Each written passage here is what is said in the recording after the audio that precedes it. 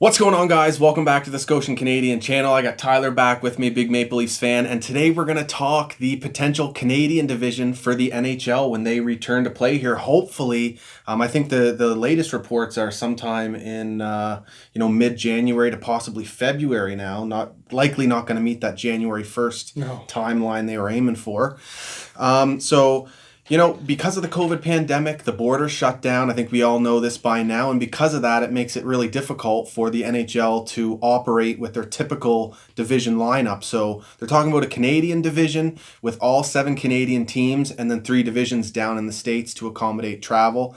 And they're also talking about doing series to accommodate travel as well. Yeah, like baseball. Yeah, like baseball. That would be, yeah. You go into a city, you play 2-3 games. I think that would be absolutely fire. 3-game set in like 4 days or something. Yeah, the big thing with the Canadian division is, this is going to set up some pretty intense rivalries for the next 10 years in Canadian hockey. Typically we only face these teams, once or twice a year out west if we're talking about Habs, Leafs, Sens. But now it'll be upwards of anywhere between 5 and 10 games that we're going to, play all these teams throughout Canada, which is pretty awesome. It's going to be like having Hockey Night in Canada every single night, which is pretty cool. You'll have an early game and then a late game. So I'm pretty excited about it. Yeah, it's almost like I always say, who's the best Canadian team in Canada? Who's the best team in Canada? Yeah. We'll get answer, and it's almost like a tournament you'd make up in NHL. Yeah. Just have all the Canadian teams playing. I think it's be so cool for 1 year. Yeah. But I think it's going to be awesome. I'm super, super excited for this season to hopefully get underway. It's almost like a once-in-a-lifetime kind of viewing experience. Yeah, exactly. Almost like a few years ago when we had the World Cup and they did Team North America. That was so new, so unique. This is kind of the same thing. Something we'll probably never see ever again. Yeah, exactly. So this is going to be super cool. And so we're going to break down briefly anyway each team in the Canadian division, how we think they'll do in this type of alignment.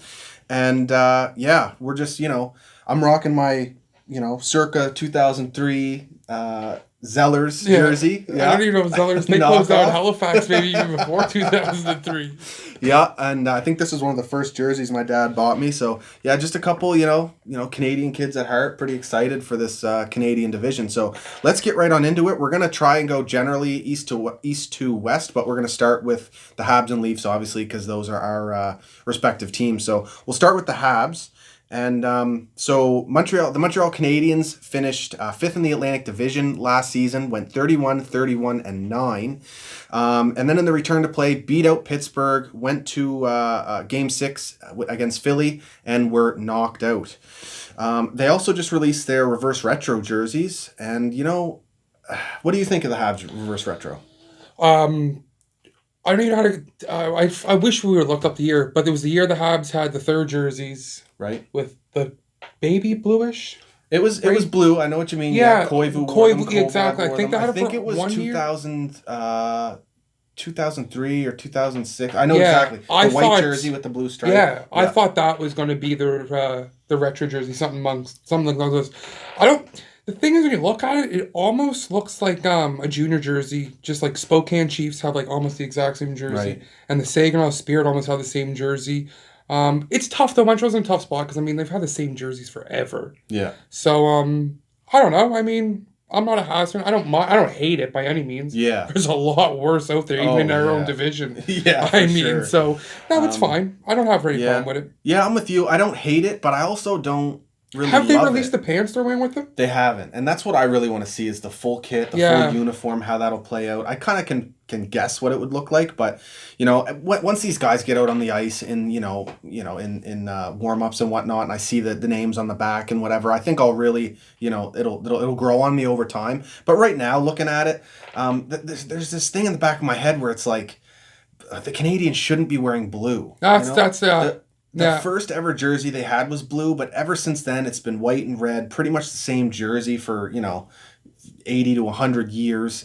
And I think in a way it's a little lazy, just kind of inverting the colors a little bit. I think they saw like one of the mock-ups that a fan did last year, which is the exact same thing, and they liked it and just went with it.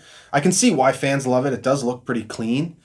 But yeah, we'll see. I'm not so sure. But I don't hate it, but I don't necessarily love it either. No, and I think it's something too, especially for the Habs, just something new where they can sell at their, Yeah. new Habs jerseys. It's probably going Yeah. to sell like wildfire in Montreal. Yeah. So, yeah, it's not horrible by any means. I mean, all of them got dark jerseys. I don't understand that. I don't know why Yeah. some teams just didn't stick with more white as a third jersey. Yeah, so some of the matchups, especially in the Canadian division here, we're looking, they're all dark, so you can't wear them at the same time. But I know. I wish they do more of a color rush like yeah. NFL does, like red versus blue. Yeah. Habs wear their reds, Leafs wear their blues. Yeah, I think that'd be exactly. so sick. Anyway, so that's that. And the Montreal Canadiens this offseason, very busy offseason. I'd say a very successful one for Mark Bergevin. They added Josh Anderson as well as Tyler Toffoli. A couple wingers, Anderson the power forward, Toffoli just the all-around strong forward who can finish plays and really just has it all in the toolbox. Then they got Joel Edmondson to finish out their D-core, as well as Jake Allen. They finally got a true, proven, experienced backup for Carey Price. Now the subtractions, Max Domi is pretty much the only key subtraction for the Habs, which it is a big one. He was our leading scorer a couple years ago. Took a bit of a step back. In his most recent season, didn't really perform well in the return to play. Maybe there was, some reason for that where he missed camp and whatnot and didn't really get the greatest assignment. But, I think the Habs in the Canadian division, it's going to be tougher on them than playing in the Atlantic where you think so? Yeah, I think in the Atlantic Division where Boston may take a step back, we'll have to wait and see if it happens, but the loss of Krug and whatnot, I think the Habs could have finished in that top three or at least, easily gotten a wild card in the Atlantic Division. Now, I'm not sure how it would work with how many teams make the playoffs out of the Canadian Division. I would assume 4? You would do 4. Yeah. Because I seen something too that they would think about potentially doing the first round within the division also. Right. So you're not going to have a bye, right? Yeah. So 4 would be the only way that would make sense. Yeah. And then maybe 2 would move on to play the other Eastern Conference. Yeah. And there's your matchup and you bubble up for. But yeah, I would assume. 4. Maybe it would be about the same, and because you get 4 out of the Atlantic Division to make the playoffs. 4. As long as Metro doesn't steal both wild cards. Oh yeah, I don't even know who you. Because this is East and West, so I don't even know who you would. Yeah. Who would you face off against in the second round if you played the first round within your division? Yeah, actually, I heard that the first 2 rounds it'll be divisions only, so that so your winner coming out of it. Yeah. Okay, so that definitely would be in one, the conference finals out of so Canada. 1, 4, 2, 3. Yeah, maybe do a bubble after that. That's what it would But be. regardless, I think Montreal is strong. They definitely have to prove it, but I think Montreal on paper is strong enough now to finish in that top 4 in the Canadian division. I would actually have them pegged at number 2, maybe even a tie for number 1. I wouldn't. Yeah. I agree with you. I like what Montreal did. I think addressing the wing. I think Montreal is still, and you can't do this mid-season. I think they need a game breaker on the wing, and Montreal I think is going to be a time thing. If Suzuki and Kotkaniemi are going to step in and play impact and be impact players, then yeah, I think Montreal could go as high as 2. Yeah. But I think it's so hard to ask a 21 and 20-year-old to be, catalyst for your offense and all that stuff. Yeah. Carry the team. Well, your centers really do carry the forward group for the most part. Yeah. So I think a lot depends on that. And we talked about before, what Montreal team you getting? Yeah. The return the play team or the regular season right. team? And that's one thing I think really helps Montreal going forward in this division. I think Toronto, Calgary might be 1 and 2. After that, a lot of teams have a lot of question marks. Right. And the one thing with Montreal is Carey Price. Yeah. So I think Montreal, I think they will be a playoff team in this format because I think there's so many question marks in the Canadian division amongst teams. But yeah, I like Montreal a lot. I think the defense is one of the strongest in the division, if not the strongest in the division.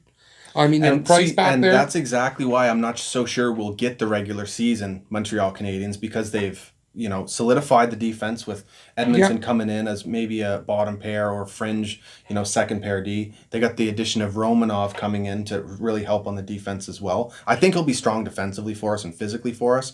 Not so sure he'll get up on the board so much offensively. We'll have to wait and see. You can protect him too. You can have him as your 5th, 6th on the back pair and try to match him up against 3rd, 4th line guys, especially with the last change at home. Yeah. It's hard for any guy to come in first year in the league and play in the NHL and be a stud defensively. Yeah. But he doesn't have to be I mean, Sherrod No, Weber, yeah. Edmondson Petrie, there's your top four right there. And I mean, Montreal's to the point now, too, with Brett Kulak. If Mete's a 7 or 6, vice versa, they just switch and, who's ever playing better. And you have Fleury. I mean, Montreal now has depth at defense. Yeah, so injuries, If Weber won't was to get hurt them, right? again, I mean, it's Yeah. still bad, but it's not as catastrophic as it used to be for them. Players are slotted in where they're supposed to be, and we have the depth to fill in for injuries. And Tatar, contract year. Yeah. So that could be a huge performance from him, and he's coming off a career year too. So. Exactly.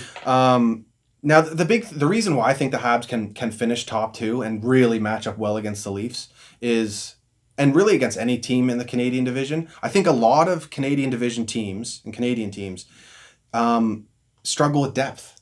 The bottom sixes and the last pairs on a lot of Canadian teams, to me, aren't up to snuff, other than maybe 2 or 3 of them.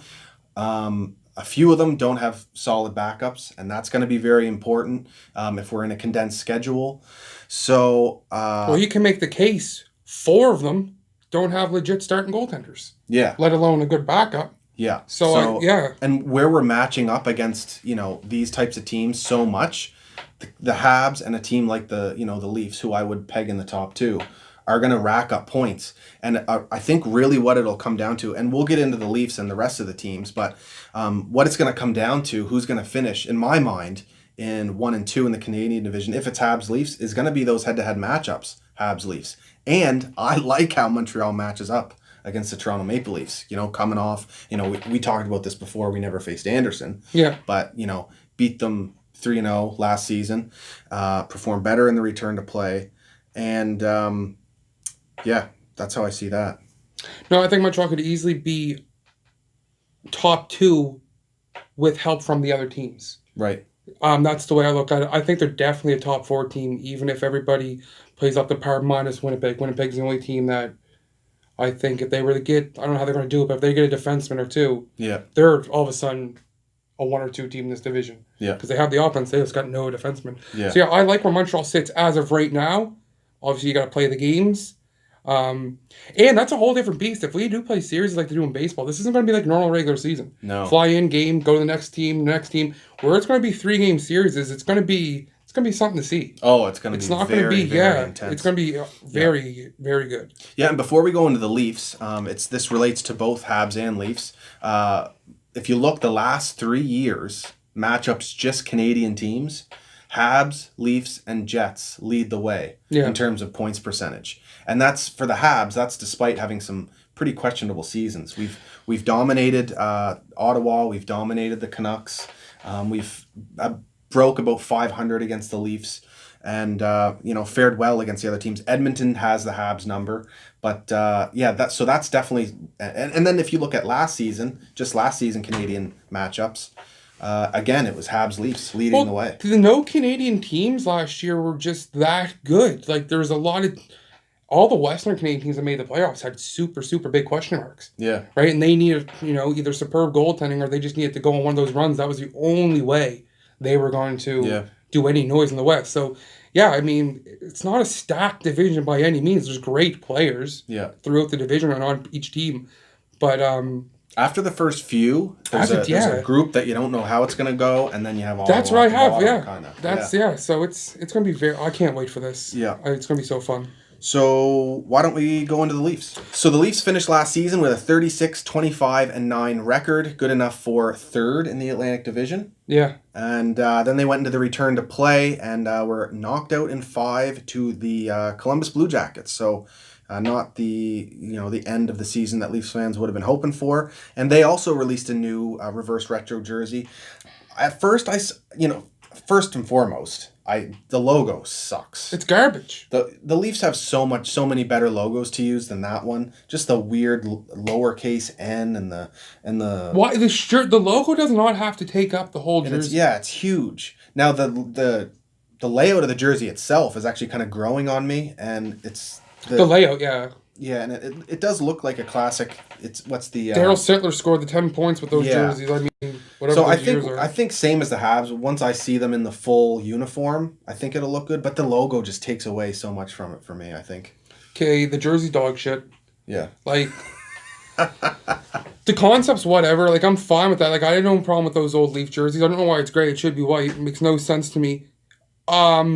I don't know why they didn't go back to the old third jerseys, like with Sundin, McGillney, Roberts, like Brian Yeah. McCabe, Thomas Caberlet, like It would make so Cujo. much more sense if it was white too, It because then we could blows play me you guys away. in our jersey. It just below. Like- That's a good point you said earlier, because you can't actually have Oilers could, but you can't have a retro jersey. 6 out of 7 Canadian reverse retro jerseys are dark, so we're not even going to be able to see that many. And when you say reverse on dark, reverse. like 5 of them, like red's what, like black and dark blue.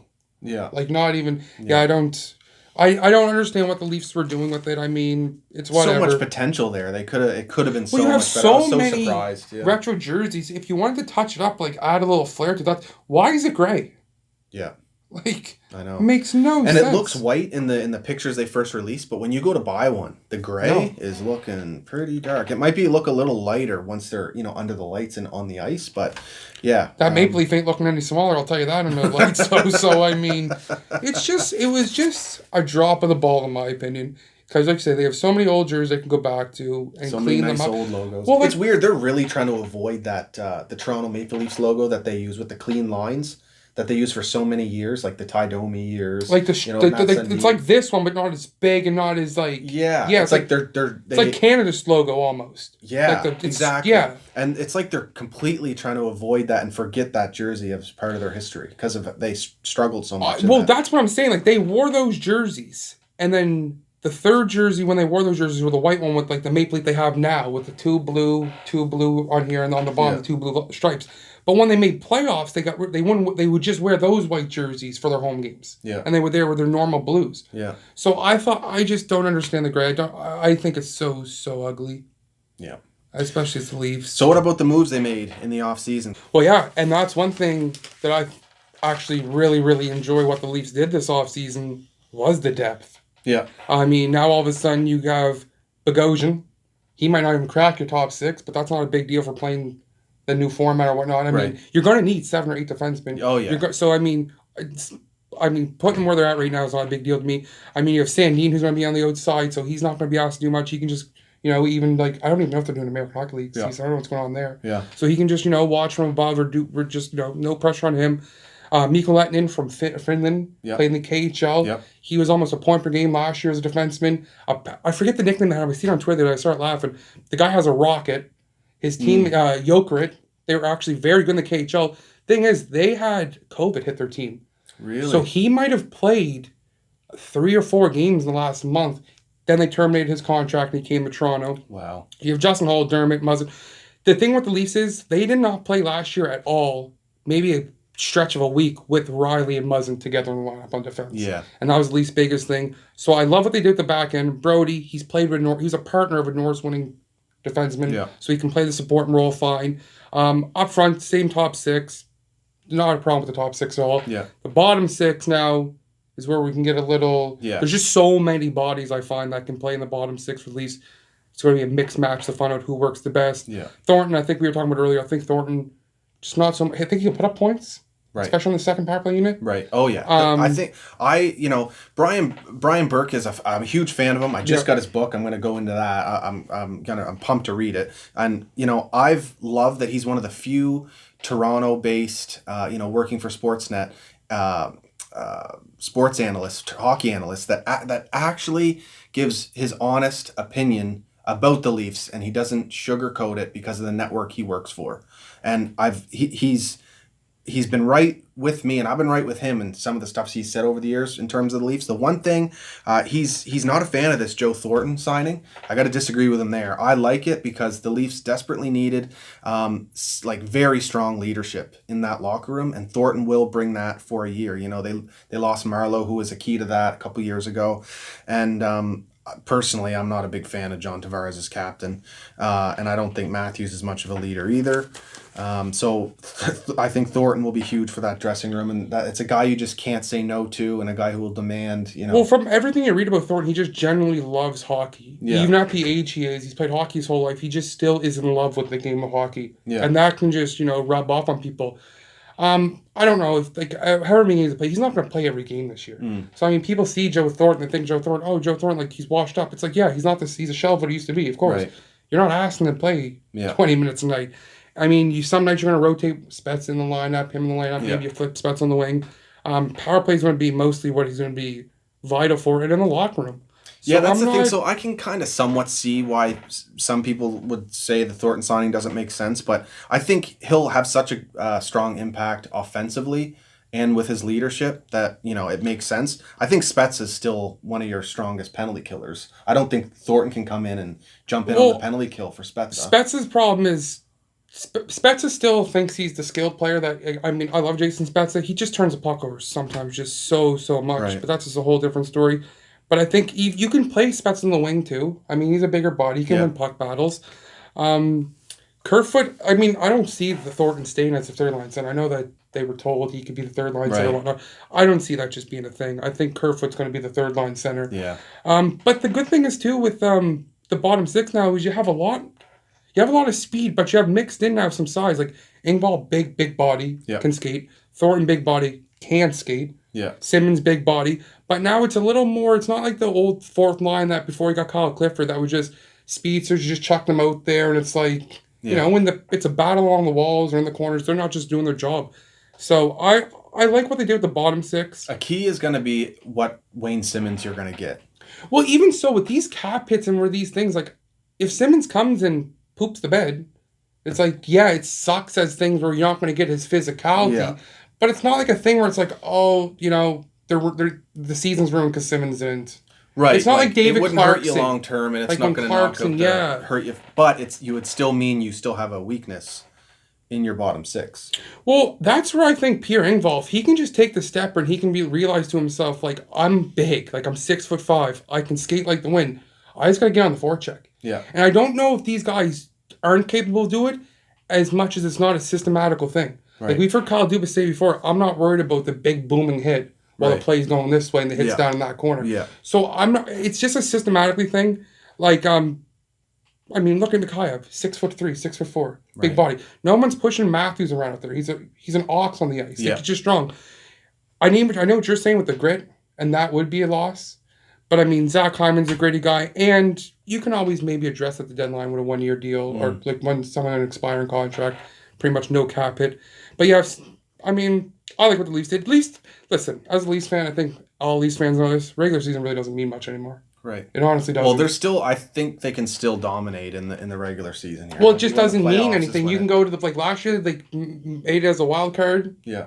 And didn't even qualifying round. Like, it just doesn't matter anymore. Like, last year's regular season was, if you look back on, a disappointment.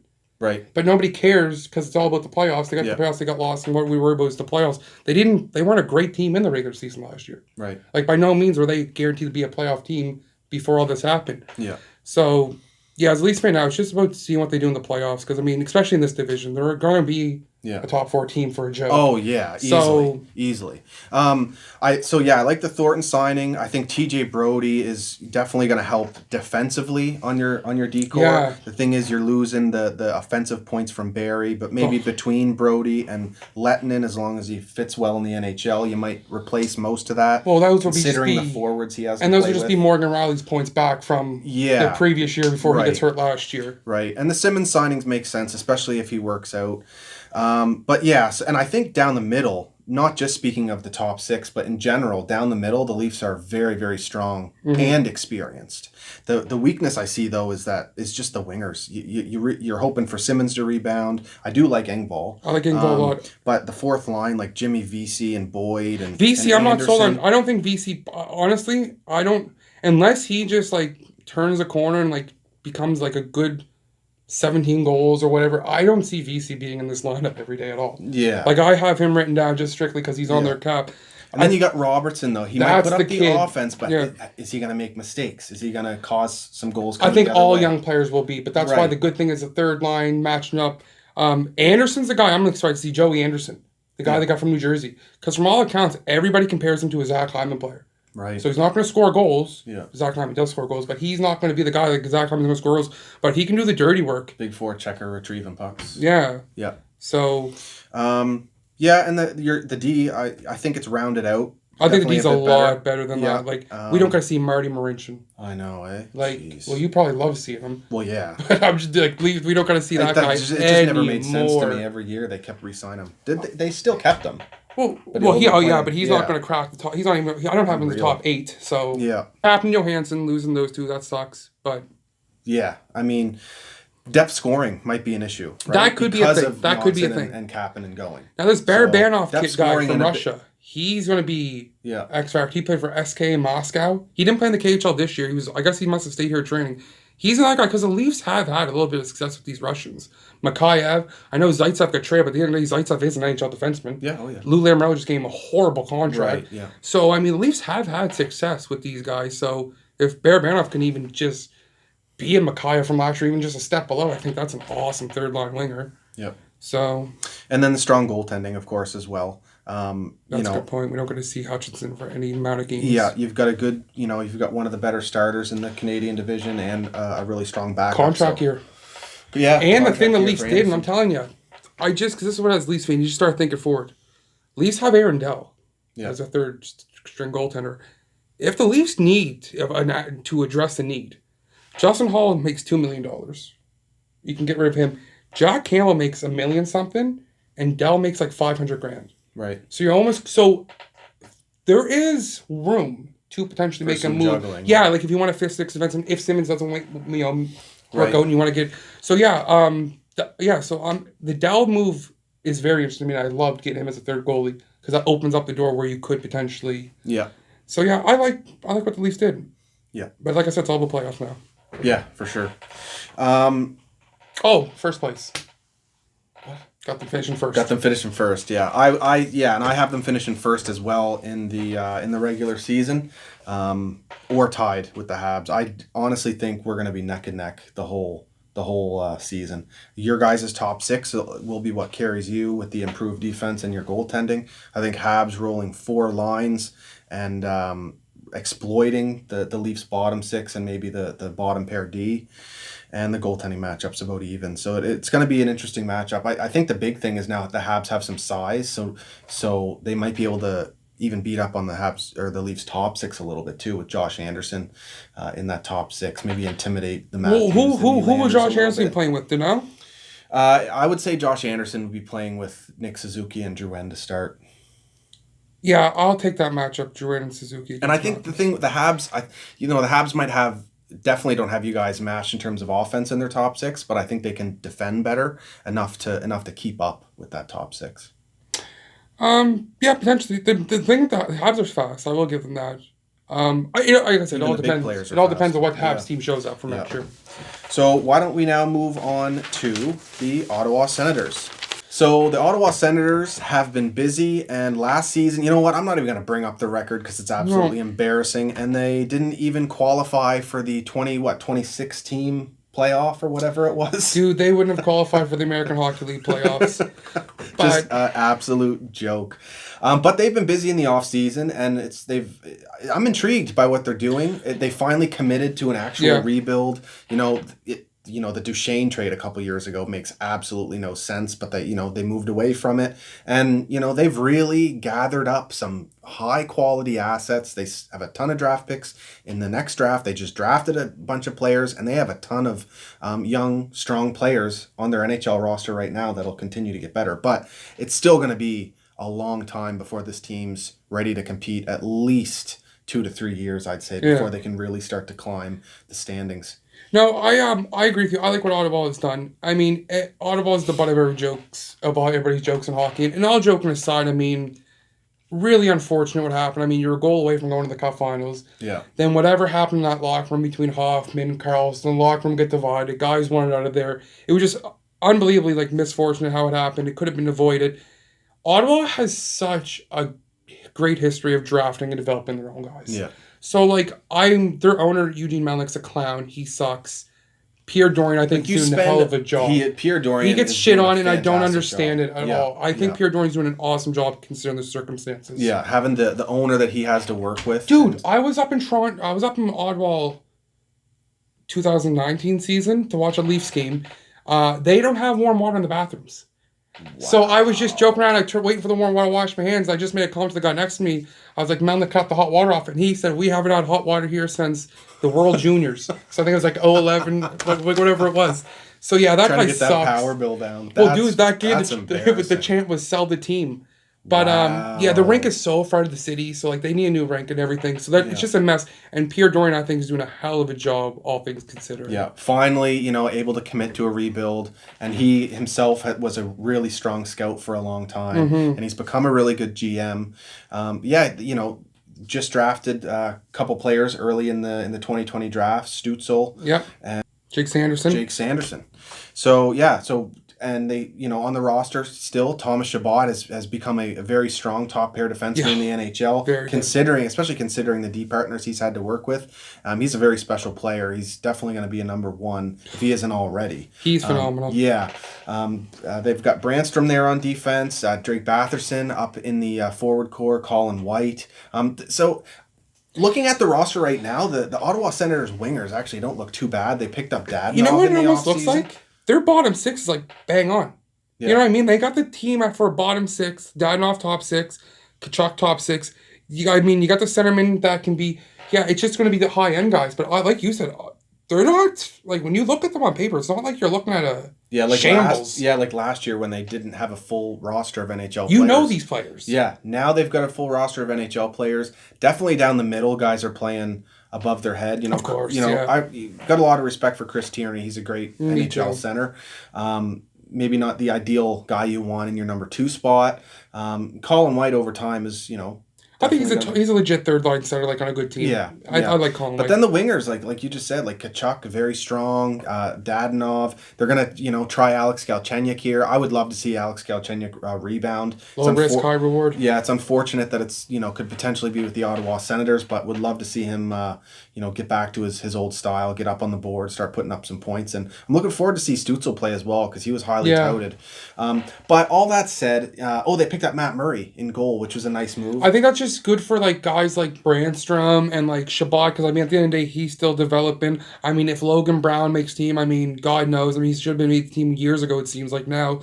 That just helps them make a mistake, and it's not going to be in the back of your net every single time. Yeah. And that right there just helps your confidence alone. Yeah, oh yeah. Because, you can forget about some of those things. Yeah. And over the years, as the D core gets better, Matt Murray will continue to, get better stats will come up and, and whatnot. Well, and they've got some size, too. They picked up Austin Watson and Goodbranson. Like, a lot of Canadian teams, especially the ones that would have been in the Atlantic Division, are heavy. Like, we're going to have some rough and tough games. Well, it's my theory is, and, I don't know if it works in the NHL, if you're going to be a crap team, as long as you bring in these big bodies, as long as you're not taking roster spots from guys that deserve to be the young guys, there's not trying to stunt development.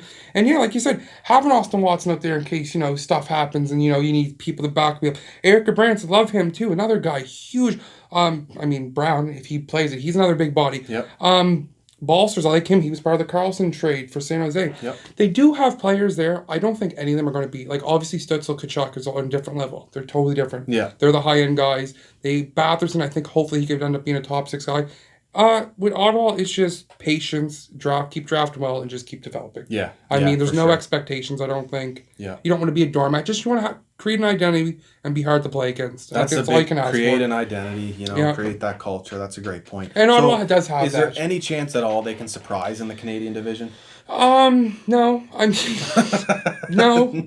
But at the end of the day, like I said, just go out there and just play your game. Yeah. Just keep on growing, and that's all as an Ottawa Senators fan, enjoy it now. Yeah. Because, as a fan, there's no pressure. You're not stressful watching the games. Yeah. Just watch these kids develop. And, because like I said, Ottawa's done it before. We've looked at Ottawa before. Crap. 1 goal away from the Stanley Cup Finals. Yeah. They draft Alfredson. They drafted Spencer back in the day. Wade Redden.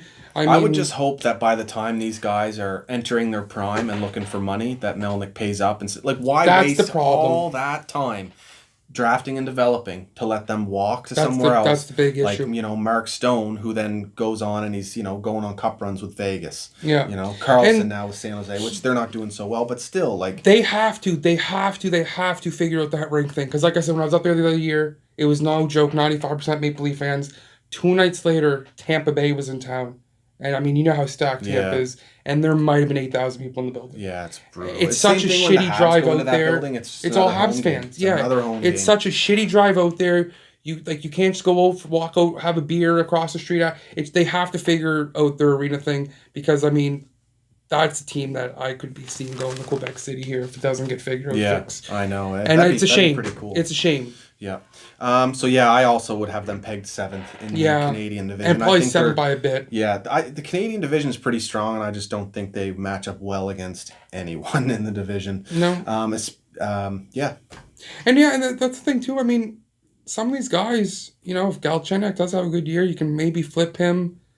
I mean, but just keep drafting and developing. Yeah, I mean, like we said, Dorian's doing a good job. I would definitely have full faith in him to navigate this. If I'm a Sens fan, rebuild. Yeah. And that's from a distance. I don't know what they feel about him, but as a Leafs fan, I can say I have respect for Pierre Dorian. Yeah. I think he's done a hell of a job. Same.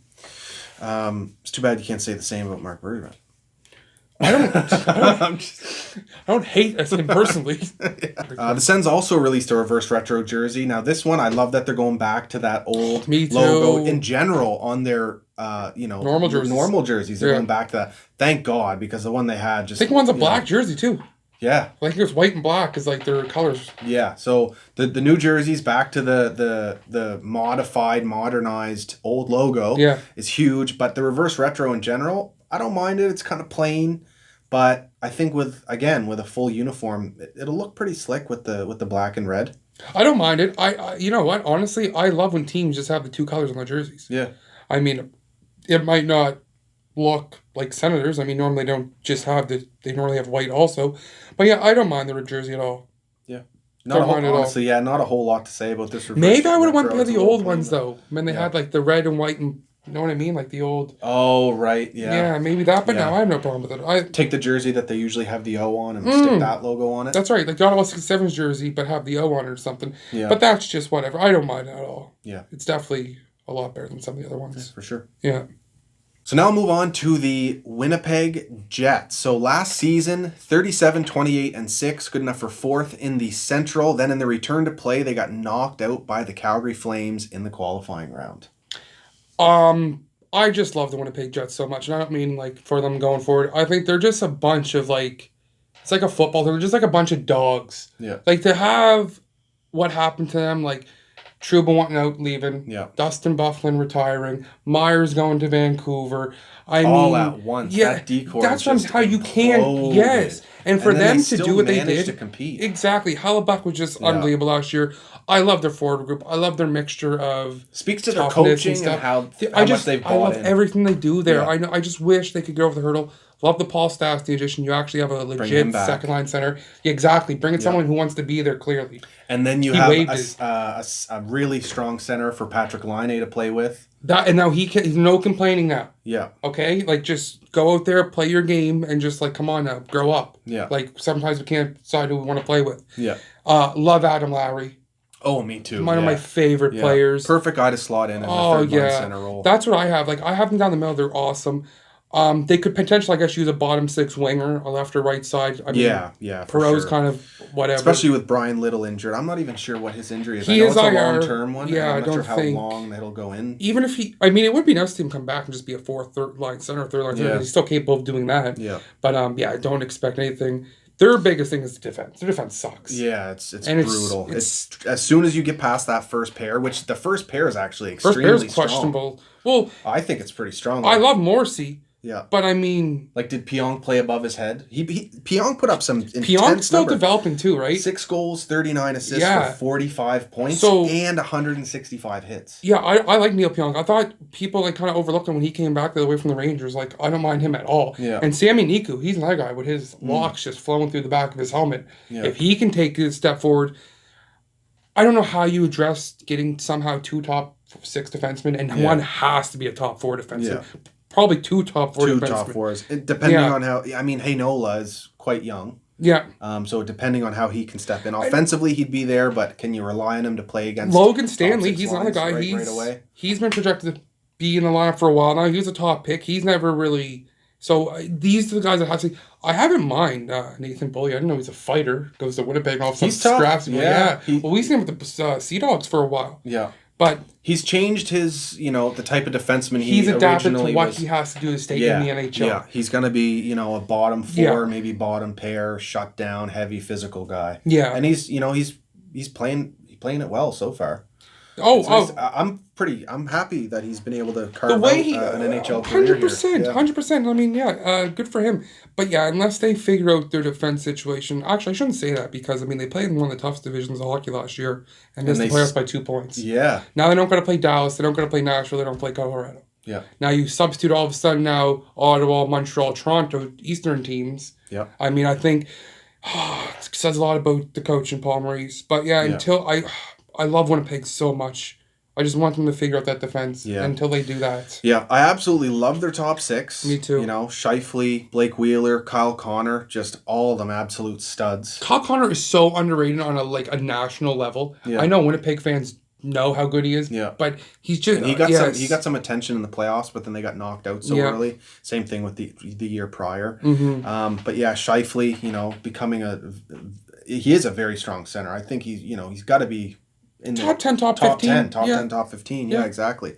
Blake Wheeler, one of the best wingers in the league. One of the best leaders, too. Yeah. Oh, yeah. Yeah. Strong captain. Love that guy. And then you got Line A, and then, former Moosehead Nick Ehlers, very skilled, small, fast, with the great hands. And even their third line looks good. I like the addition of Nate Thompson for the veteran fourth line center. He'd win those draws, play on the penalty kill. Yeah. He's got some underrated speed, too. It's you don't want him playing anywhere above fourth line, and maybe he's a healthy scratch here and there. I like that addition for their depth. If you do the 3 games in 4 days, 3 games in 5 days, like we were saying earlier, these fifth centers and all these guys are going to be big parts of the teams. Yeah. So you can never have enough depth right now. Andrew Kopp was awesome last year too for them. Awesome penalty killer. Like I think it was him and Lowry together on the PK. Like they're phenomenal on the PK together. Jake Rostovic too. Like he's a youngster. He was Austin Matthews lineman at the United States National Development Team. So they got young guys who can take steps forward up front, like Appleton, Roslovic. But it just doesn't mean much, I don't think, until that defense. The big thing is going to be how can the defense perform? Can the coaching, lift them above? I think they're facing some tougher teams now where we're mixed with the East and the West. I will say this, though. Specifically looking at Habs and Leafs. Haven't faced them. Then again, you don't got to face Colorado. Yeah, that's true. Don't got to face Nashville because there's that division is. I think it's the best division in hockey, the Central, when we're in a normal year. So I think that does kind of help them. One thing with Winnipeg is I feel like they have the forward group that will buy into I'll sacrifice offense for defense. Oh, yeah. Which I think is a monster thing for them. Great point. And then you got Connor Hellebuck in there with the .922 save percentage last year. Yeah. Just incredible season for him. I would say I'd be pretty confident in him to repeat that. And I like Brossoit as their backup too. Yeah. He's been good the last 2 years there. So and he had 56 starts last year and still had the .922. What an incredible season for Connor Hellebuck. With that defense core. Yeah. Like we can't emphasize enough I guess that's why they did what they did last year. Exactly. We're not going to really look any further. So he needs to do it again. I'd be fairly confident that he can as long as the coaching system stays strong. Well, it works. The system works. He has to because their backup isn't really that great. So no, he's a serviceable backup. Like if Brossoit comes in to play more than what he needs to play, you're not going to win with a stretch. But there's not too many teams with backup goals that I think you are going to win with the stretch. Yeah, he's just serviceable in the fact where I can't emphasize enough. If you do this baseball type series, these guys will be playing once every series. Yeah. So I think he is serviceable in that point. I love Winnipeg to death. They just got to figure out the D. And I think until then, we'll find out. And like I mentioned earlier when we were talking about Habs and Leafs, Winnipeg Jets last 3 years, top 3. Very good teams. For Canadian teams specifically in terms of those matchups. So horrible luck. Feel for Winnipeg fans, man. Horrible. 3 defensemen walk out the door just like that. I know. Unreal. So I have them pegged a little lower than maybe most. I got them at number 5. So do I. Do you? That's exactly where I have them. I have them number 5, yeah. Yeah. But I had them at 5 that I could easily see them going up to 3 also if... Yeah, that's so true. If like Niku and Pionk keep them to develop and take a big step, Logan Stanley. Yeah, that's what my point was earlier with just the question marks around this division. Yeah. And that's my point right there with that. Yeah, for sure. I all the best of them because I love Winnipeg, love their fans, love everything about them. Yeah. And the Winnipeg Jets also released a reverse retro jersey. Okay, this thing stinks. This thing is brutal. Yeah, this might be the worst one in the entire division. Where's the red? I mean, yeah. first of all, their third jerseys that they wear for the Winter Classic, like their old school Winnipeg Jet stuff, they're nasty. Yeah. I don't know if they weren't allowed. Why wouldn't you go white with this jersey? With the Jets? Well, why don't you just use your Winter Classics, like the ones that you wear, like the white ones they have now, like not the ones that wear every day. A white jersey with the classic logo. Yes. Like, that's a huge opportunity missed there. If you they got the classic logo, but they got all messed up. That looks like a practice jersey. Dude, it looks like the defenseman. Like. There's the dark jerseys. Yeah. I don't understand the gray. Like, with the Leafs, and I love Winnipeg's old jerseys. I don't know why they just didn't pull one of them. Unless there's a thing with, like, Arizona Coyotes, because that's, I guess, technically where that franchise... I don't know if there's a reason behind it. Or if they want to just get more merchandise. Because I guess that's another thing we have to look into perspective, too, is where these ownerships have lost so much money. If you go back to an old jersey that people already have, they ain't buying it. Yeah. So that could be a factor. I don't know. That one's questionable. So, like, that's the worst in the Canadian division, I think. Yeah, by far. Huge opportunity missed. If I took that logo off it, you wouldn't know that's the Winnipeg Jets. It's so true. Honest to God. That logo almost doesn't even look like the Winnipeg Jets logo anymore, the way they switched around the colors. No, the color, it just looks weird. Foolish. Yeah, I don't know why they did that. The blues blend together really awkwardly. And that's the second time they've done that, because remember, do you know their light blue third jerseys? That's Curse of White Jets? I think they're ugly too. Yeah. Like, come on, man. Go back to your old school stuff if there's not yeah, exactly. Yeah. So next up, we got the Edmonton Oilers here. They finished with a 37-25-9 record last season, good enough for second in the Pacific Division. Then in the return to play, they got bounced by the Chicago Blackhawks. I know. And that's really unfortunate because Edmonton would have been the favorite in that series. Yeah. But you know what? I actually had Chicago pick for that series. I think after that long rest for Chicago, all those strong veterans, rested and ready to go.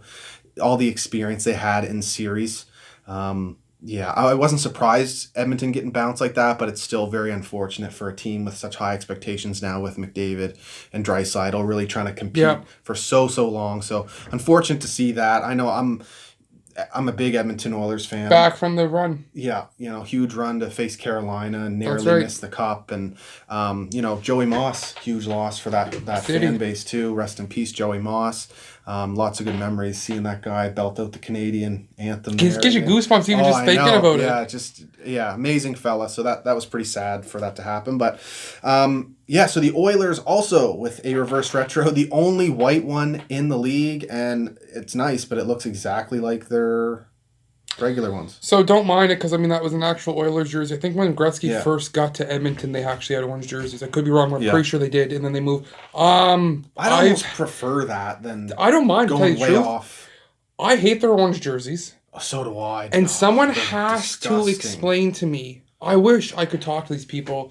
Why are you not wearing jerseys that you won Stanley Cups in with Gretzky in them? Where is that blue and orange? Yeah. Like, are you crazy? You were a dynasty in those jerseys. Yeah. And we're not seeing them at all. I know. I don't understand that. Crazy. They definitely did.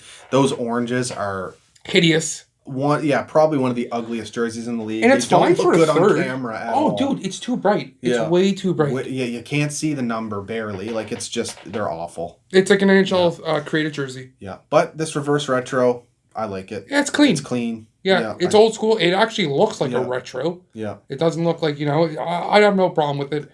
The Edmontons are in the Canadian division, they're going to have the best matchups if we can do reverse retro on reverse retro, because they can face any team in the Canadian division now. Imagine the Battle of Alberta with those two jerseys. Oh, yeah, that'll look really slick.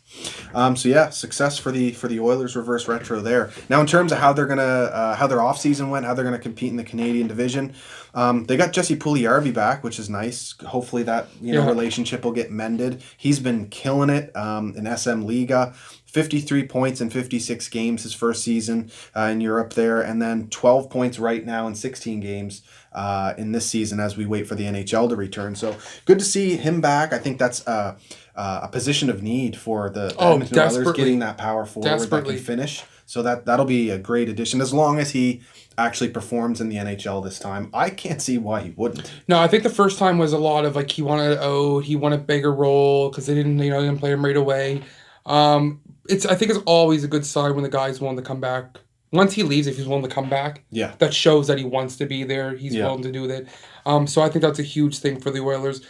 The Oilers, honestly, is just same old Oilers. Just going to go as far as McDavid and Draisaitl. I know, yeah. Same goaltending situation as last year. You bring in Tyson Barrie in the back end, which I have no problem with. That's fine. Clefbaum's on IR. I think he's on IR for a bit. Philip Broberg and Edmund Bouchard, if either one of them can actually make the team and be a solid player, that would be huge. Oilers will be good. Though, this is like if you look at their decor, it's this is the improved, question marks I keep talking about. Yeah, it's improved offensively. Even if say Bouchard makes the team, he'll be an NHL rookie.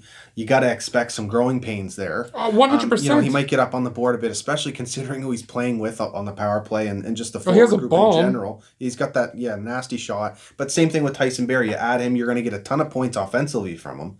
But he's going to, and that's the thing, Tyson Barrie, especially seeing with the Leafs last year, he can get bullied at times in his own end.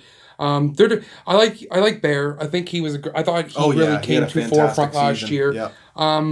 Nurse, I see a lot of Oilers fans kind of shit on him and hate on him. I mean, he is what he is. He's a big body. He's physical. I mean, maybe he's not a top 2, but you still have a top 4 in my opinion there. Oh, 100%. Yeah. But like I said, I think their bottom 6 is just terrible. I love Zach Cassidy as a bottom 6 forward. I mean, hopefully Kyle Turris just comes in and just like I like that stabilizes. Addition. I like that addition to Kyle Turris. He didn't really work out that well in Nashville whatsoever. Too much money. Yeah, just a lot of pressure. Their left wing though, to me, is just it's to the they have okay. So Nuge's left winger down the top line is what it looks like. Yeah, because they have no. You have Dominic Kuhn. How is that a second line winger? Yeah, I mean, and they have no cap space. So I mean, until James Neal, and if you move out of the Oilers to me is a regular season team. Yeah. They have the firepower with McDavid and Draisaitl. If Puljujarvi can be a top player, Yamamoto played really good last year with Draisaitl. Nuge probably had his best years in the NHL last year. They have the skill in this division that I think they will be a top 3 team just because they'll just score a lot of goals. Yeah. But when it comes to matchups, like you said with Chicago last year, when it comes to a matchup, I think they're in a world of hurt. Yeah. I think the best of the Oilers is coming on their back end. Oh, yeah. And then they're going to have cap space. But this year, like I said, they'll be a playoff team, but I wouldn't expect much of them once they get into the playoffs. That goaltending's brutal. And they had a lot of subtractions on this team, too. Sam Gagner, correct me if I'm wrong here, but Matt Benning. He's gone. Granlund, Athanasiou, Brendan Manning. Riley Shahan. Mike Green. Yeah. Mike Green, he didn't even go to the thing. But I mean, I guess when you look at the departures, they lost a lot of players. I don't know how much of them are huge players. I see, like, from a distance. I mean, we're so they add Puljujarvi, Barrie, Turris. So there's definitely they end up on the positive side of that in terms of their defense has the potential to be a very, very good decor going forward. Yeah. But and also another Clefbaum starts seeing the IR. I mentioned that earlier. So I mean that's a huge loss for them. Yeah. Their defense has the potential to be a very good defense core. Their left wing is just unbelievably bad. It's rough. Yeah. Unbelievably bad. Tyler Ennis still there. Tyler Ennis still there. So you got James Neal, Tyler Ennis. You have Alex Chiasson on the first line. Chiasson, the bottom 6 becomes very questionable. The fourth line is you can't really ask bad. These guys to match up against another team. I don't think. Yeah. Like who are you going to throw out there against their top line? To be their checking line. And that's the thing, Edmonton last year, power play was like just dynamite. Yeah. So if you can stay out of the box against them, I think they're in my mind a definition of a regular season team, but once it comes to matchups and all that, I think they might be in a world of hurt. But it just sucks, McDavid. But it's not like they're... And then, the goaltending situation, too. Same you goalies. got Mike Smith and Koskinen, and, Koskinen rocked the .917 save percentage last year. That's actually not too bad. Like, he would have been considered their starter. They kind of split it almost, And then Mike Smith with the .902, and, he's known for some flubs here and there. He loves to play the puck, and he's good at it. But he makes some serious mistakes. He's an older man now. I mean, this isn't the same. He was a guy that would be like, he doesn't leave his goal line. He's a big body that was athletic, and now it's like the older you get, you lose some of that athleticism. It sucks because, I mean, like I said, me and you in junior high watching them go to the Cup finals, I think we really turned into like Oiler fans back then. Yeah. So it'd be really nice. We'd love to see them succeed. Oh, 100%. I just personally don't see it happen. I actually have them ranked at 6th. I could see that easy. I'm just not sure how they're going to match up against I just have a hard teams in the division. time believing top 2 Art Ross finalist and Hart Trophy finalist. Yeah. I just think that's enough to get you there. Yeah. But if one of those guys get hurt, God forbid, yeah, they're I think yeah, they're especially if one of them get hurt. But like if you look in the Canadian division, every single team outside of the Ottawa Senators have very strong centers down the middle. The Habs even like are 2 best offensively. Suzuki and Kotkaniemi, you'd say, and Danault's quite good as well. But even those guys will be able to, I think they can match up against the Oilers quite well. Maybe not, obviously not in terms of the offensive output, but the ability to shut them down. I think anybody exploit can beat the bottom Yeah, six. you stay out of the box against the Oilers, I think you're going to have a legitimate shot in beating them. When you look at their forward group, I mean, other than Ottawa, which is a given, maybe Vancouver doesn't have as much depth as them, but I mean, they're really... McDavid's kind of an odd case to me because they line him up at center whenever they do lineups, And then but he's not that great in the face-off dot. No. And then Draisaitl takes a lot of them. when he's on the ice, he's outside of the lineup of the draw, and sometimes he doesn't even take the draw. He's playing wing. Well, he's just so... And that's the thing with then Dave Tippett said when he came over there, they wanted him to come further into his zone so he can have just more speed to attack with the puck. Like you said, until that gets figured out, until McDavid can literally drive his own line and Draisaitl can drive his own line, because as good as they are, neither one of them has... I believe in Draisaitl can. Yeah, oh yeah. And this might sound crazy. McDavid, don't get me wrong, is the most skilled player in the NHL. Oh, 100%. Like, nobody will put up points. Yeah. And like, I don't want to get twisted and all that, but as of right now, he is having a very hard time driving his own line. Yeah. Until that's why you see Draisaitl come up. Draisaitl was taking the face-offs, and you got possibly, and for stints, Nugent Hopkins paired on his wing, who then takes the defensive responsibility on that line. So really, your centers are Draisaitl, Nugent Hopkins, and Turris. That's why RNH is so big with McDavid on the wing right now. He will take every important defensive zone face-offs. Yeah. So. I mean, obviously, McDavid can take over a game and torch a team. Well, that's the thing. Don't get me wrong. So, McDavid will have those games where he's going to put up 5 points and just win the game himself. Yeah. Like that. Like regular season is just going to be a totally different animal. The return to play, he had 9 points in 4 games. So, I mean, he's going to score, but you're not going to... Yeah, but is it going to result in a win? Yeah, Or are you going to lose, and like I said, this 5-4, 6-5? I'm not disputing this. I think McKinnon... I mean, we're a little biased. We're a little biased being from Nova Scotia, but as a center, as an all-around player, I have McKinnon ahead of McDavid. And I'm not sure. I don't care if that's a hot take. McKinnon. I don't think it is a hot take. I think that's a video for another time, but I don't think that's a hot take at all. No. Don't think it's a hot take. McKinnon's got the speed. He's got the toughness. Got everything. He's a horse. He can put up pretty much McDavid level points. Yeah. So, yeah. Anyway, maybe we will do a little video on that in the future. So end of the day, if I'm looking for teams that are going to fall in the standings in the Canadian division, I'd probably have to pick the Oilers as one of them, mainly because of their goaltending situation and their inability to, play strong team defense. Bottom 6 goaltending. And their 5-on-5 play is just not up to snuff with some of the rest of the teams. They run into any injury woes, I mean... Yeah. That could be lights out very quickly for them. Yeah. So, next up would be the Calgary Flames. A little bit of a different story here for them. 36, 27, and 7. Good enough for third in the Pacific Division. Return to play. They beat out the Winnipeg Jets in the qualifying round, if I'm not mistaken. No, the Flames beat... No, they went... Jets qualifying round beat... And then they beat Dallas. Or no, they got knocked out by Dallas in 6. Yeah. So, return to play, they beat the Jets, and then they were knocked out by Dallas in 6 games. Dallas, who eventually went on to go to the Cup final. That was a really hard matchup for them. Dallas had a very strong team. Looks like a team of destiny. Season. Oh, 100%. Khudobin, it's a real shame they weren't able to get it done. Rick Bowness. Yeah, Rick Bowness, Nova Scotian. Great playoff for him, and love to see him get that full-time position in Dallas as well. Awesome. So love it for him. It's great. So, Calgary, they also... Reverse retro jersey here. Love it. Yeah. The OG Mustang. Yeah, some people don't like that logo. I don't understand why. Yeah, why not? It makes total sense for the culture in Calgary. You have the Calgary Stampede. It's a horse. A clean logo. There's flames coming out of its nose. Yeah, how do you not enjoy that logo? The colors are sick. And I like how it's cleaner now too. Like it's not big red and yellow stripes at the bottom. It's cleaner. I love it. I'm a huge fan of the Calgary. Yeah. I'm a big fan of black jerseys. So See, that's the thing. I'm not a big fan of black jerseys. I can deal with this one. yeah, I think everybody has a black jersey. I can deal with this one because it's legitimately like. yeah. Because the Flames do. Remember when the Flames made their sea black? Oh And those are yeah, cool as hell yeah, too. yeah. I love the Flames jerseys. Yeah. Yeah, they've got a great color scheme going on. So these reverse retros are definitely a success here. Oh And yeah. like we mentioned earlier, the Oilers and Flames matching up in their jerseys, I think would look absolutely fantastic. Oh, the Battle of Alberta is fantastic. Yeah. Again, how you put these jerseys out And there. again, the full uniform with the Flames will look really I sick. seen A it. lot of potential there. All black.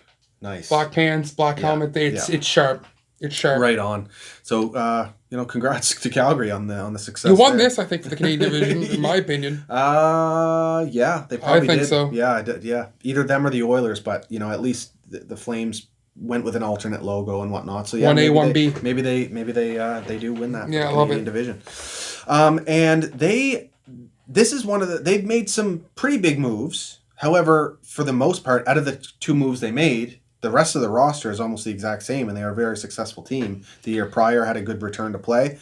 I'm high on this team. Yeah, I'm high like on this them too. team big time. Yeah, I like them a lot. Markstrom, that's humongous. Like, absolutely humongous.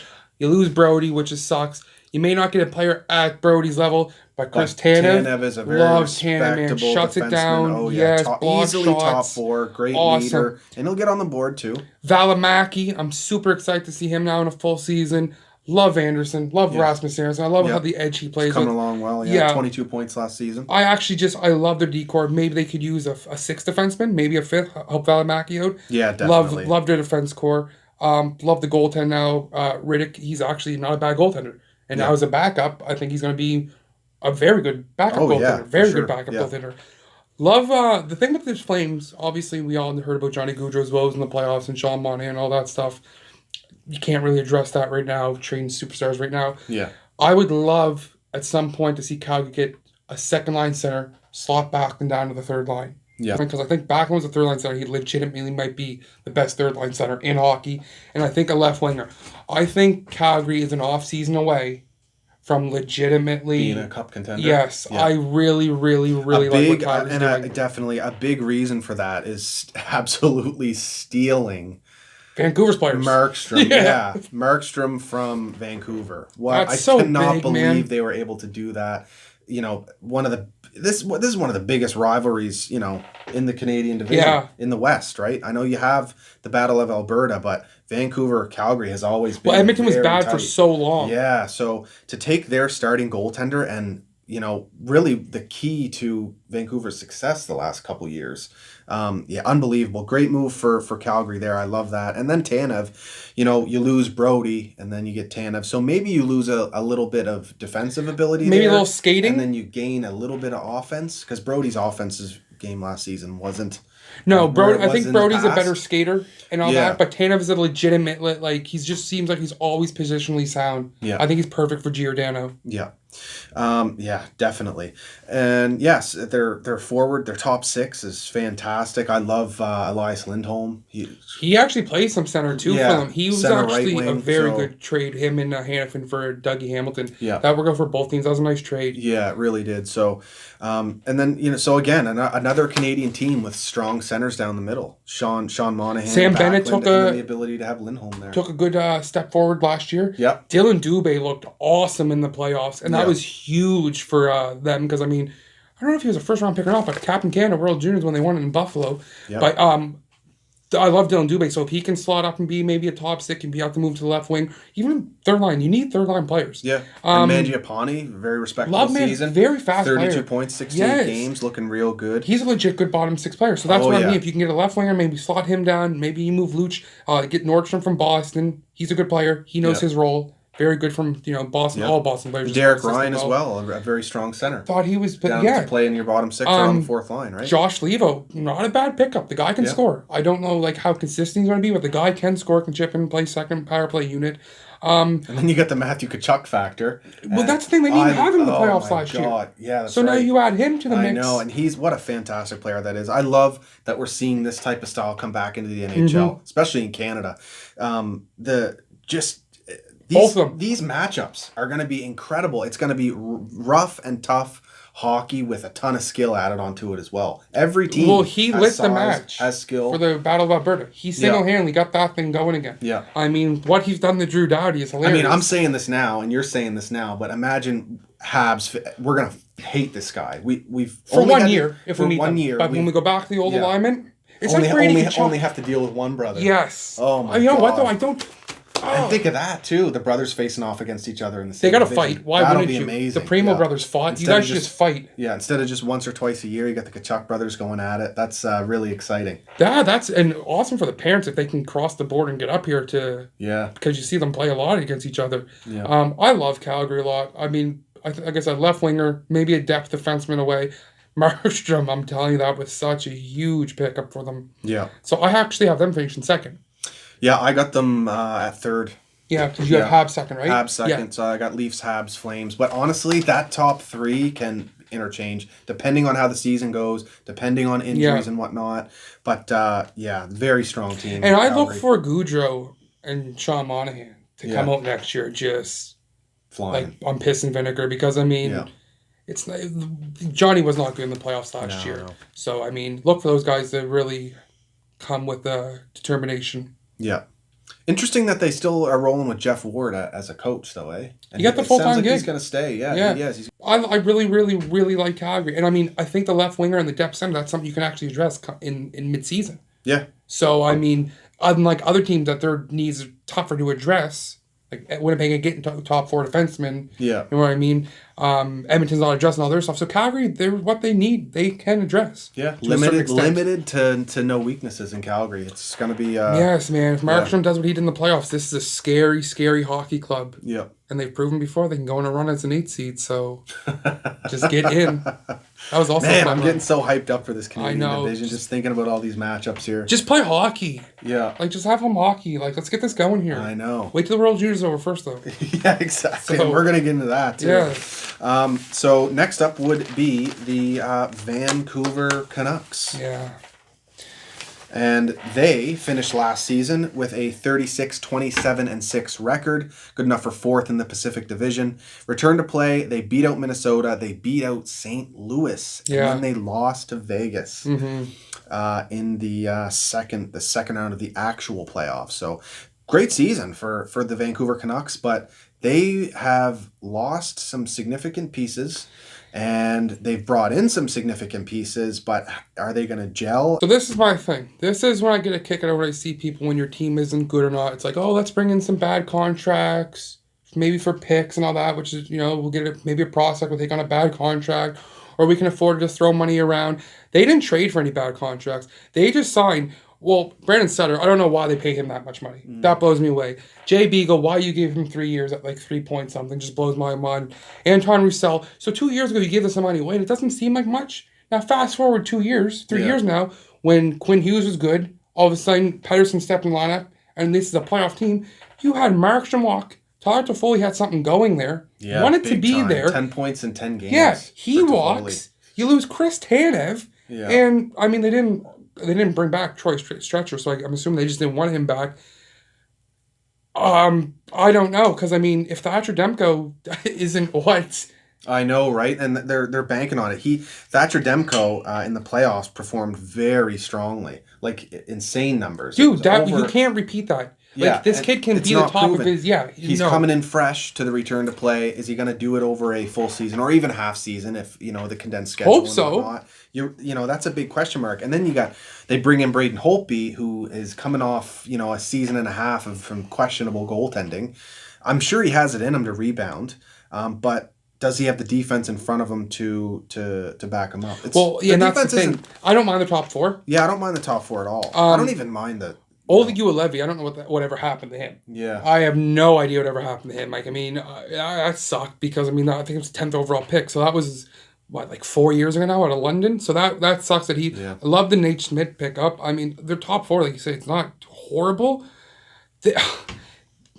I love their down the middle. I will say that. Oh, yeah. Down the middle, they're set. Elias Patterson. I love Patterson. Love Horvath. He's such a unique player, Elias Patterson. What he does on the ice, very creative in the skill. And he can really shoot the puck for a smaller fella. God. Can Rip he ever? the puck. Just the hands he's got, Yeah. just the vision it's just nasty. It's one of the funnest players to watch in the league right now. When he first broke in his first year, I don't remember a first year player doing what he did right away. Yeah. Like I mean, I know Matthews went crazy, McDavid, but like they're on a different level. I don't remember a guy just coming in like not as an 18-year-old and just like he might crack that upper echelon of center here in the next year. He's almost like a Sebastian Aho, not the way they play necessarily, but like just like the valuable, how good they really are, and like they kind of, not that they came from nowhere, but I don't think people expected this so early in their careers. Yeah, exactly. Did you see that play he made?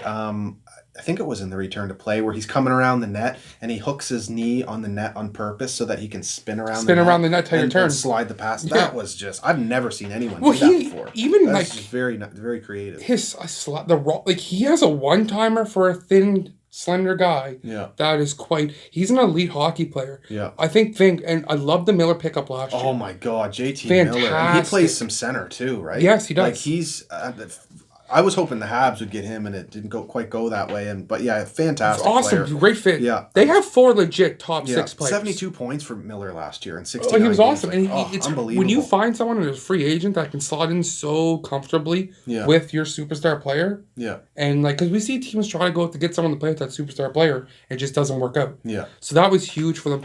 The top 6 is actually quite nice generally for the Vancouver Canucks. For Tannen, like he's another guy like that you just. Because I mean, World Junior guy, I just hate shit on the World Junior guys. But he, I mean, just hasn't lived up to expectations. Yeah. And he's almost turned to the play. 18 or 19 goals, 18 goals last year. Yeah, but and he came into the return the play out of shape. Yeah. It's to the point where it's like he's almost had to change his game a little bit to continuously have a role with that club. Yeah. Travis Green and him seem to not be on the same page sometimes. And then the bottom 6 is very questionable in the forward group for the Vancouver Canucks. Gaudette, maybe third line center, Jay Beagle, you got Tyler Mott, Anton Roussel. He's a big body, he can bang, but like he's too much money. Yeah. I'm not saying these guys aren't NHL players. No, and I like Brandon Sutter too. But you're not worth what you're getting paid. And then you got Louis Eriksson, who's just a waste of space on your cap, and he's literally not giving you anything on the ice. No, they're going to have so much cap space going forward because, I mean, Beagle comes off, Roussel comes off. I don't know when Sutter comes off. I think Louis Eriksson has 2 more years. It's Vancouver. I mean, I can't imagine having a hard time attracting free agents to that city. But, I don't know. Yeah. I feel like Horvat, Patterson, and Besser is the only thing that's keeping that team. And JT Miller. But I don't mean necessarily like good. I just mean like keeping that GM his job. Right. Because, I mean, this is... For 0 cap space, and it's really unfortunate because if they were able to keep Markstrom, this is less of a conversation, right? You lost Markstrom, you lost Toffoli, you lost Tanev, and you still have $0 million in cap space. Yeah, yeah. Well, so we go down to the D. Quinn Hughes, absolute stud. Okay. Yeah. Offensively. Yeah. But Nate Schmidt, that's a great pickup. I like Nate Schmidt a lot. That's a really good right-handed defenseman pickup for them. Top pair D. Yeah. So you do replace Tanev in that sense instead of having one of your better defenders. They brought as back a lefty, Elder. You bring in a righty. Yeah, you bring in Alex Edler. He's getting up there, but definitely still capable. He's capable of being an NHL defenseman. 33 points last year in 59 games. That's incredible, and he can defend too. He's a he was. He's a great defenseman. He was good in the playoffs. He took some penalties, but he was good. The Vancouver Canucks top 6 outside of maybe Virtanen is very, very strong. The one thing I will say is Tyler Myers, when you watched that playoffs last year, he was in the box every 2 seconds. Yeah. So Tyler Myers, I feel like because he was for a big guy, he was known for his skating. I don't know if his skating is decreasing or whatnot, but he's another guy that you could look at this in a couple of years and be like, God damn, we gave him way too much money. I know, because $6 million for another 4 years, right? So they're just throwing away money around. Strong top 6, questionable bottom 6. I like their top 4 as long as Myers can perform up to his ability defensively, especially. No, in this division, your top 4 is fine, in my opinion. And then even Jordy Ben on their third pair. Yeah, it's very he's slotted in perfectly. He can defend well, and he'll get anywhere between 5 and 8 goals or whatnot. Well, it's a good presence for you, Levy, too. Yeah, but then after that, the depth drops off, and then you're relying on goaltenders who, Holtby is proven, but he needs to rebound. And then you got Demko, who's not really proven at all, but he has the pedigree from played World Juniors for the Americans. You thought he had the potential to be a starter. But I don't know. It's going to be. He's not going to be good enough to carry this team right now. At elite numbers, 930. Yeah. You know what I mean? Like you Yeah. can't expect what he did in the playoffs. Like nobody Maybe can a do that. 1A, 1B situation works out for him. And that's though, where right? Holtby comes in. He has to be. That's kind of what I'm thinking. Like I'm disappointed in what has happened to Vancouver, but I still see a lot of hope here too. I have them slotted at number 4 right after the Flames. I have them 6. Yeah, I have them way down. You have the Oilers up there in the top 4, and I have the Oilers in the bottom 4. Yeah, a guy for Vancouver. If 4. Michael Furlan could play a game for them, because he's another guy making over $3 million a year. Big body, bangs. Remember a couple years ago in Calgary? I forget who Calgary was playing. They brought him up to stir shit around. He did it. Then he went to Carolina. I just feel like Vancouver just has so much wasted money, and it's going to hurt them and hamper them so much until it leaves. Because, I mean, you just watched how many guys walk out the door. Patterson's going to want a contract soon. Yeah. I mean, Brock Besser's name was in trade rumors all of last year because of their cap situation. I don't think he's going to go anywhere. So, Hughes is going to get a contract. So, yeah, I don't know. I'm not high on Vancouver at all this year. I'm hopeful because I'm a Canucks fan as well. After the Habs, I think we both like the Western Canadian teams. Yeah, all of them. Yeah, but for me, Canucks are my second favorite Canadian team. So I'm just hopeful that they can do it. And optimistic that Nate Schmidt will work out. Holtby will rebound. Demko can at least hover around average, maybe above average goaltending. It really sucks to lose Tanev, that leadership, and then they only had Toffoli from the trade deadline. But he fit in perfectly. He slowed everybody down to where they're supposed to be. He was just a perfect fit for them. One thing too that you ain't getting those 3 California teams now. Yeah. You know what I mean? Yeah. So that's another thing that's going to really hurt because that Pacific division was kind of bad. Those were some easy points to gather up. So that's going to be a loss right there. Yeah, and to have to replace what Markstrom was doing for them is pretty rough, right? And he did it at a much longer sample size than just a few games in a return to play. It's almost to an extent Winnipeg. You're literally replacing a starting goaltender, a top 6 forward, and a top 4 defenseman. Now, I guess you replaced top 4 defenseman in Nate Schmidt, but I mean, my goodness. Yeah. It's a lot. There might be some growing pains to start, and if it's a shortened season, that could hinder you, boom, right off the bat. We forgot to bring up Vancouver's reverse retro jerseys, but I could not leave this out. Winnipeg may have the ugliest one, but, Vancouver's pretty close. And in terms of, I think the entire league, Vancouver missed the boat the most. So much potential there with what they could have done with a Canucks reverse retro jersey. Like, where's the dark blue and the maroon from the Marcus Naslund, Todd Bertuzzi, Sammy Salod, Dan Cloutier days, Trevor Linden? That would have loved to seen them colors come back. What about this logo here? The old orange and red skate, one of the best hockey logos, ever to be created. I know it was their alternate last year, but that could have been incorporated into the reverse retro. Instead, they go with a green to red gradient and their typical logo. I don't know. Doesn't look that good, and missed out on a good opportunity to make a really interesting Canucks jersey. But overall, we've gone through every single Canadian team here. I think generally we somewhat agree in the top 3. Yeah, so I'll just do mine. Where they slot. Yeah, I got Leafs 1, Flames 2, Oil 3rd, Montreal 4th. I think I deserve a lot of credit there for saying that.